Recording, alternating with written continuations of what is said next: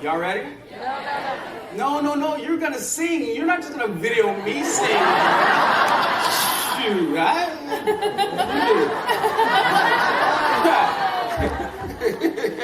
Okay, but we all gotta sing, all right?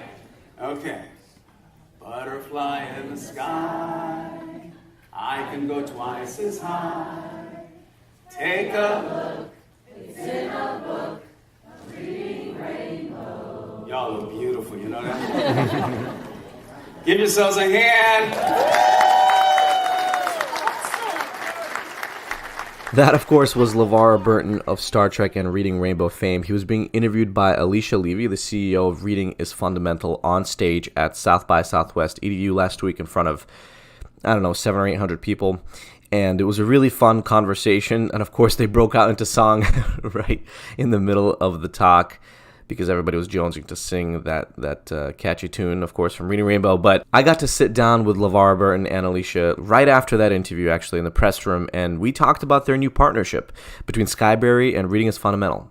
LeVar started Skyberry in 2012 in an effort to bring the Reading Rainbow content that they had developed over the years for TV to the digital world, and to make it available for children everywhere. And so we had a really fun conversation about what motivates them, how they think about entrepreneurship, how LeVar's career as an actor shaped him and made him more entrepreneurial.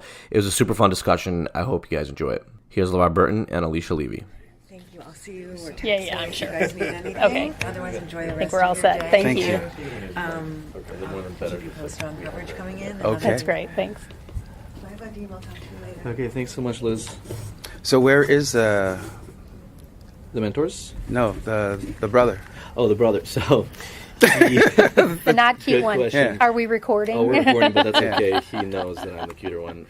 Plus, he has a girlfriend and a beautiful dog, and so it's okay. Okay. The scales balance themselves. The scale is balanced. He's in New York City, actually. So he is at NYU at the Entrepreneurship Leslie E Lab. They have a big conference that they're putting on. So I'm going to have you hold actually the Okay. microphone. For us, I'll hold the mic and I'll pass it back and forth. Okay. And so... Yeah, they have a big conference this week, and he's there. We like to say that our show is not just about entrepreneurs, it's about any creator. Because entrepreneurship is creating something out of nothing, which obviously both of you know a lot about. I when I first got into this end of the business and really becoming an entrepreneur and raising money, building a team, developing a product, launching it, all of that, it seemed to be, in so many respects, foreign. What was really familiar to me was the hustle involved, right?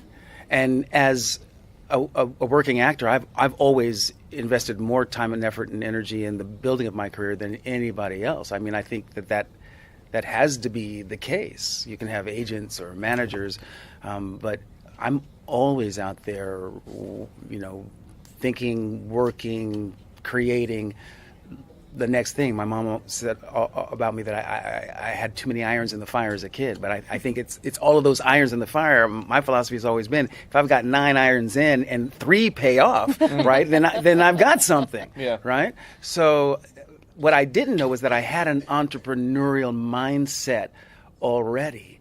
I just didn't call it that. I just called it being a working actor. Well, so actually, obviously, you have been a successful actor for a long time, but what do you think gave you that entrepreneurial drive? And the reason why I want to start there is because, you mentioned that your mom, Irma Jean, passed away a year ago, and I'm really sorry to hear that. My father also passed away a few years ago from lung cancer, but he was my inspiration. He was an education reformist in Belarus, where I'm from. Mm-hmm. He was an entrepreneur in the true sense of the word, and I know that I was inspired by him all the time, and even from working in small businesses when we were little, when we emigrated to America, it's what taught me that you can take initiative and make something out of nothing. So can you tell me about, I guess, your early days in childhood and how your mother specifically instilled that entrepreneurial drive? How did you know that you can just do things by yourself and take initiative and take that risk and something might happen from there, or you didn't know? It was all a part of the learning, and I think one of the things that I got from my mom was the need to recognize that you really don't ever do it by yourself, right? That there are people directly and indirectly involved in whatever success you achieve. Yeah, it's self-directed, certainly, but you don't do it by yourself, and that's a big difference. But so when you were, though, an actor and you were hustling, as you're saying, what do you think helped you the most in terms of surrounding yourself with the right people or finding others that could help you move forward? It was really the fluidity and the flexibility to know that I was going to be okay, that I was safe in the world, right? And that gave me the opportunity to fail, really, to meet the wrong people and to go down a path with the wrong people, only to discover, oh my God, that's not the right way to do it, right? You know, and then you have to make a change, right? Either back up and go back and start all over again, or whatever. Our failures are as important as our successes in teaching us what we need to learn along the way toward living our dream. But what would you say to somebody that's afraid? They're so afraid that they can't even get started. They're afraid of the uncertainty. My goal has always been to acknowledge fear as a part of the process, but to be aware that it's important to not let my fear paralyze me into non-action. Fear is a part of it. How you respond to the fear really determines who you are and how much you get done on your agenda. Well, I might just, if you don't mind, not to interrupt too much, but everybody's not going to be an entrepreneur. Right. Their path, their journey isn't an entrepreneur or an innovator. But if you are, then you have to be willing to take a risk. Yeah. You have to be willing to know that you don't know exactly how you're going to get to the end. But you're going to figure it out. You're And you're going to out. fail a little bit along the way. But you're going to figure it out, Betting on myself is something that really comes natural to me. I'd rather bet on myself than anybody else. And I think that's very much in alignment with the entrepreneurial mindset, that I'm willing to bet on me. And in order to get anybody else to bet on you, you have to have a whole bunch of that. I'm willing to bet on me going for you. That's actually a really good point. I mean, we all have something unique to offer. We all have some kind of talent or skill. And at some point, even if there's fear and even if it's paralyzing you, you have to believe in yourself and just take that step, because most people will not. And so even just taking that first step, I feel like, will already set you apart from everybody else. I think it's important to remember that wherever you are is only temporary. Even if you're stuck, it's only temporary. Right? If you're flying high, it's only temporary, because you cannot sustain that over the long haul. I'm playing the long game. I want to leave something behind that's meaningful. In order to do that, there are certain strategic ends I must achieve. One of them is longevity. In order to have an impact, you have to have influence, and longevity is a part of that influence. I'm playing the long game. I think That's why this RIF partnership is so important to me, because that means that the Skyberry service that I built, right, with my team, it's going to live on, and millions of kids are going to experience, that little digital world that we created that's about discovery and exploration for emerging readers. To give them the confidence to follow their journey, Right. to figure out. I mean, even the way what you've just said is so empowered in the product that you developed, right? Because it's all about the child's exploration, the child's journey, selecting the direction that they want to go, but having that foundational skill of reading to give them the confidence to strive. Because literacy is going to open doors to life for them, no matter what their path. It's the foundational cornerstone to becoming, your best self, who you were designed, intended to be, right? Well, yeah, before I was ever an entrepreneur, I was a consumer of content. Right. I mean, that's how I learned. Yes. Because the beauty is there's mentorship opportunities. There's opportunities to surround yourself with other people everywhere. But even if you don't have those opportunities right now, nothing's stopping you from consuming content from other people and learning from others that way. And there's so much of it available right now. Right? Well, LeVar talked about this in our session earlier, right? It's about storytelling. We should be platform agnostic. It's about the storytelling and the content and ensuring that content is engaging and relatable. And diverse. And diverse. Represents all of us, right? Everyone can see themselves reflected in it. Not in every single story, but enough diversity in the content base that everyone feels seen. Yeah, what makes a powerful entrepreneur, a successful entrepreneur? One willing to take risks, one knowing what problem they need to solve, Right. and the audience that they serve. That's creating content that serves various audiences is, I think, what you've done in an amazing way for your entire career. I do want to talk about, obviously, what you two came here to announce, which is the partnership behind Skyberry, which you've been working on for how many years now? We launched it in the summer of 2012. Summer of 2012, so it's been part of your life for quite a long time now. Yeah. It was based on Reading Rainbow. It was the original exercise was to take a very popular television show and then translate it for a digital medium. Well, and so you were talking about failure early on in the session, and how when you were starting something like this, it's kind of an unknown. Who knows? I mean, it worked in a television medium. There's clearly an opportunity to get this content to more people through an app and through technology. So you saw the opportunity. I saw the potential, yeah. Yeah. But it was really a question of, will it work? You know, can we just insert technology of today? The tablet computer, when the tablet computer, when the iPad came, it was like, okay, now I get it. I get what we can do here. We can combine the books and the digital books and the videos on one device in one experience, right? So that was really huge.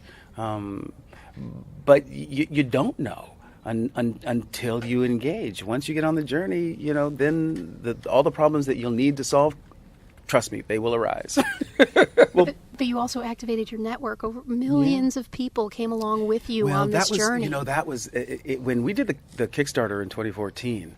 That was engaging the network in a way that was completely overwhelming and unexpected. Absolutely. At the time, 106,000 people donated to the Reading Rainbow Kickstarter, and that was a record. Wow. Of number of participants, but that was several years ago. But at the time, it was a record-setting effort, and to see all of those people who grew up on the show want to contribute and want to make sure that the thing that they loved from their childhood went on and was available to kids that they would never meet. That was a true demonstration of the power of engagement. And I think you raised $1 million in 11 hours. That was supposed to take 35 days, right? We had given ourselves 35 days to raise $1 million, and we did it on by dinner time on the first day. Unbelievable. And ultimately went on to raise $6 million. Yeah. But in the early days, were there any moments, and if maybe you can think of some, where you thought, we might fail? Oh, my God. Any specific moments you remember where you thought, how can we get out of this? Maybe moments where you didn't think that. Yeah, would be really. There are so many. And you live through them. Some you don't think you're going to live through, but guess what? You do. But you said something profound, which is, and I think both of you guys echo this right now, which is there's actually more moments of failure than not. Yeah. There are more moments that are challenging in life than not. There are more moments of being still than being surrounded by an audience of hundreds of people like you guys just were, and you just have to sit down and do the work and trust, right? Yes, do the work, trust, and take care of yourself. Well, and I would add persevere. If I've learned anything from my amazing opportunity to spend time with you, is it's perseverance. Don't give up, ever. You cannot give up. Ever. You have to know you have to know that what you're doing is the right thing for you. Right. And then you persevere. I believe everybody has a specific mission in life. We've all come here for a reason. I found mine early on, and it's led me to where I am today. It's important for us all to identify why we're here, and then have the courage to pursue it relentlessly. Relentlessly. Because if you are aligned with your true purpose in life, then the universe moves in your favor. Well, something you said during the last presentation is take the step that's in front of you. The next step will be revealed to you. I thought that motivated me because obviously, again, we get into our own heads. Yeah. You never know what's going to happen. There's a lot of uncertainty, but you need to take that next step. Absolutely. And again, that's very much tied to your belief in yourself, your willingness and ability to bet on yourself, that your intuition, your sense of what you are trying to do is in fact the right thing for you to be doing, and it's a positive thing for the world as well. If you're in your purpose, then what you bring to the table benefits not just you, but benefits all those others concerned. That's when you know you've got something. And know that you're going to fall sometimes, but you have the power to get back up. Always get back up.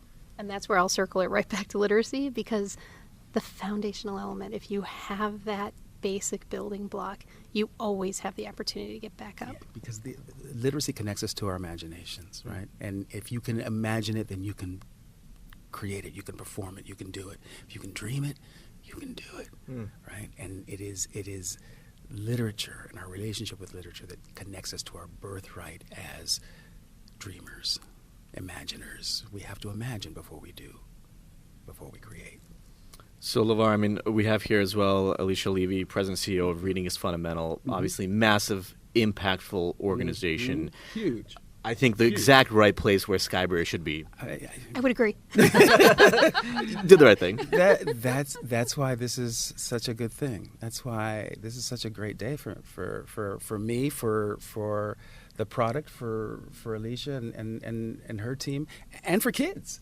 I think we can look at each other square in the face and know we're doing something that's going to benefit kids. And it's going to have an impact, right? I've the time I spend with LeVar, somebody's always coming up to him and saying, "You impacted my life in this way." I cannot go anywhere that somebody won't say, "I was a RIF kid. I got my first book, my favorite book, my experience." These are organizations. These are movements that impact people's lives well beyond our time with them, and our task, our challenge, our job is to make sure that we can continue that for the next generation. Play the long game. That's exactly right. One question I have is, and I know my audience is going to want me to ask this, is how did this relationship come about? Now, obviously, you were part of PBS for years. You come from PBS as well, is that correct? That's exactly right. Before I joined Reading is Fundamental, I was the head of education at the Public Broadcasting Service for many years. Now, is that how you guys initially got in contact, or how did this ultimately bloom into this opportunity that you have now? Who introduced us? Who? How did that happen? Oh, wait. Oh, you tell the story. What is her name? So RIF is famous for doing these wonderful PSAs, right? And what, 5, 6, 7 years ago, I took part in a RIF PSA that was shot in Los Angeles, and that was my first time working with RIF, and then over the years we just kept seeing each other, and then when this one came on board, there was a real familiarity on my part from her time at PBS, and then when this opportunity sort of was put on the table, it was like, well, all of the bona fides line up. They're the DNA in the mission of both of our efforts is the same, and we're working towards the same outcomes, and this just seemed like the right thing to do. Well, that's the beauty of relationships is you never know when something can come from it. That's why you need to invest. You need to invest in it. Leverage a network, y'all. Yeah. Well, that's what you did when you started the company with your CEO. Yeah. But in order to leverage one, you have to build one. Yes. Right. You have to build one, and it sometimes it takes time. Right. It was not my intention to strike out and work so visibly in a product that was distributed by PBS. That wasn't my intention. It was certainly an outcome of certain decisions that I made, right? But it was all of that time that I put in at PBS that when I was able to meet and recognize who she was and what she was about, it was informed by all of those years coming from a PBS paradigm.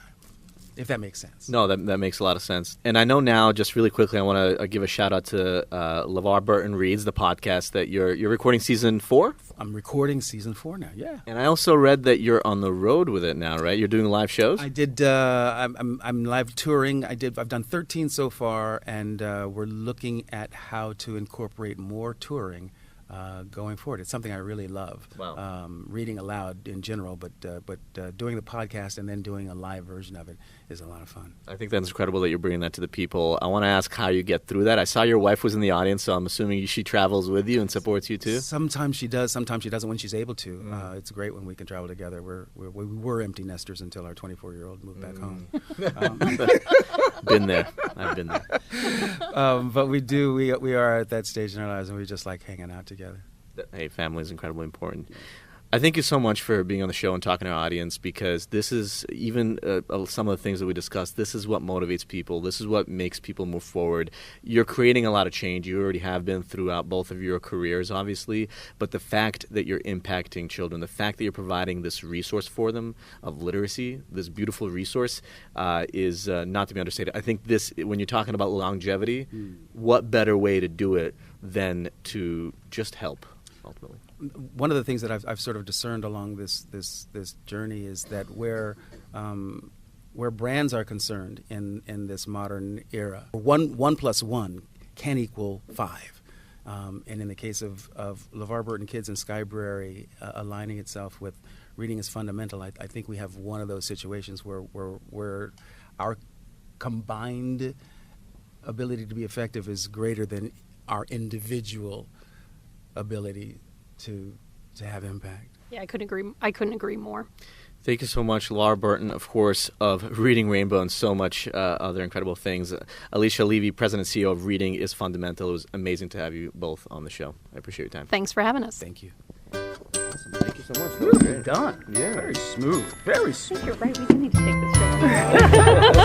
Well, if you ever want somebody if you ever want twins on stage with you, I'll just say we will always say yes. That was great. Thank you very much.